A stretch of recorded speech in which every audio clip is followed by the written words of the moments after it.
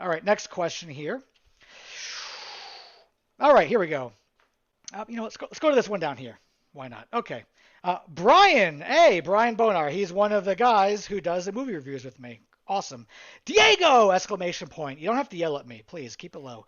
Question from your friendly neighborhood boner. With all the corona na going around, I had a thought. Is the CDC a legitimate function of the government? Could you consider some amount of disease control necessary to the government's military for the purpose of combating germ warfare? There seems to be blurred lines here. Please share your thoughts. Thanks, Brian. So I'll let you guys tackle this one first if you'd like. I would like to start off by saying, and I know Ruckus says this every episode, but we are students, we are not experts. And I think a question like this is there's probably a lot of nuance to it. And this probably takes legal scholars to figure out.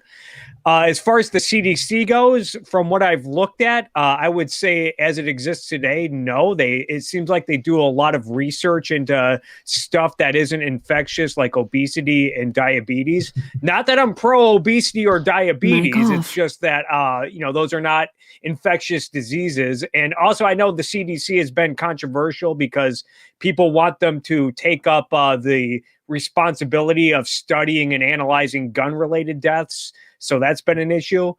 Now, should a government bureau exist to deal with diseases? I would say that I lean towards probably not. And I think that in a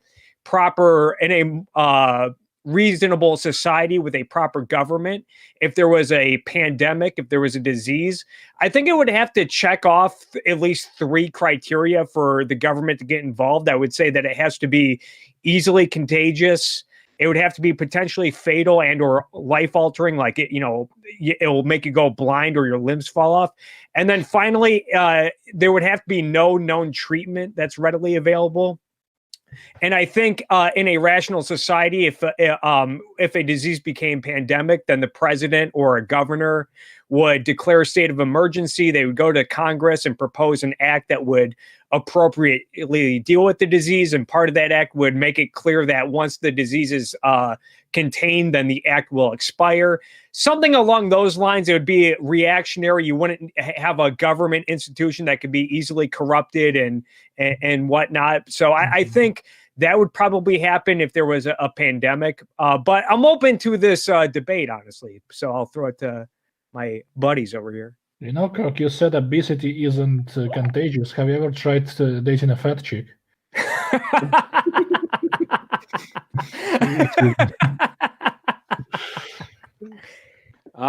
I first want to say I don't support the coronavirus, but it has proven to be quite lucrative to myself.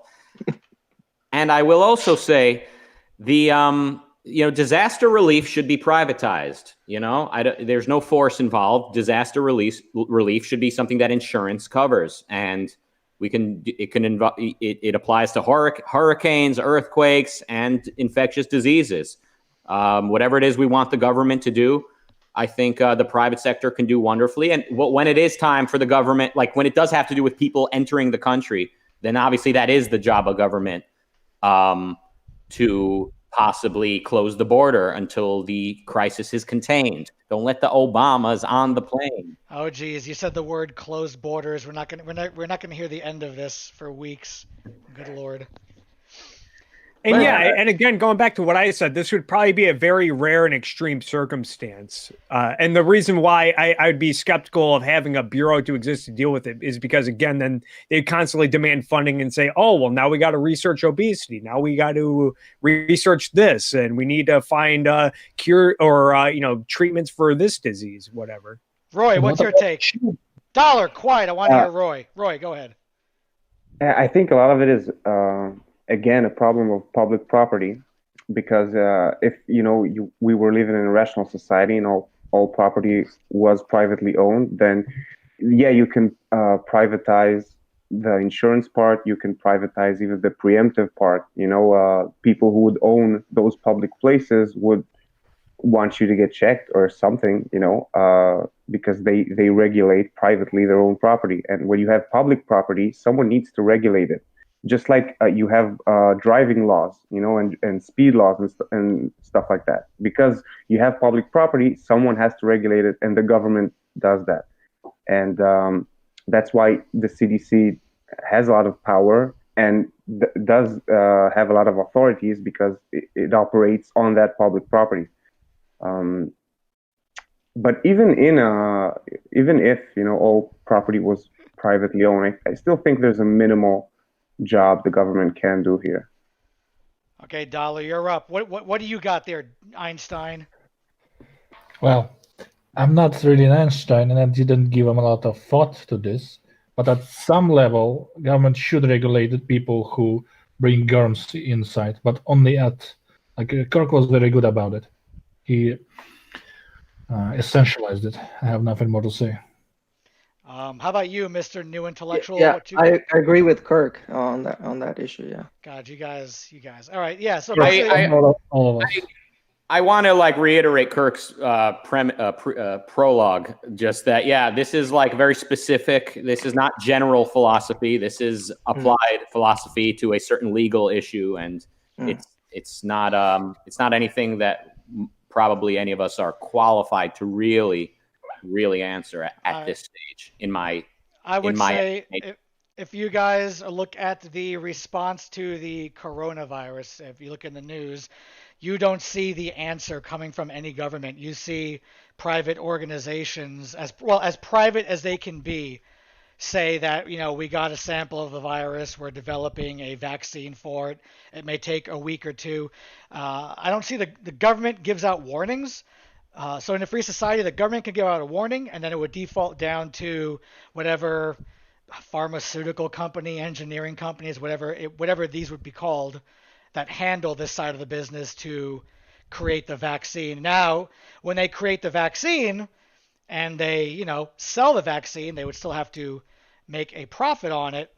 So I would make sure that the government stays out of it, may just act as a warning beacon, giving out suggestions, but then the companies themselves, because the companies now, as regulated and as much of a boot they have down on the back of their neck on what they can research and develop long term. Right now in 2020, they're still able to create these vaccines to the coronavirus. And I can imagine how efficient the minds behind these companies could have been if for the past 40 years they were able to invest and plan long term for these events. Who knows? Maybe in a more free society, the coronavirus pops up and it would take a day for them to run a thing through a centrifuge and go, here you go. And then they just sell them to Kmart and you just get a shot and then you're fine. That's just You'd already have your brain in a robot and would just live forever. Corona wouldn't even bother you. Fair enough. I like that. It could be like the Jetsons, with all like Rosie the robot, right? Maybe children will be injected with corona to immunize them later in life. Yes, that's how superior we'll be.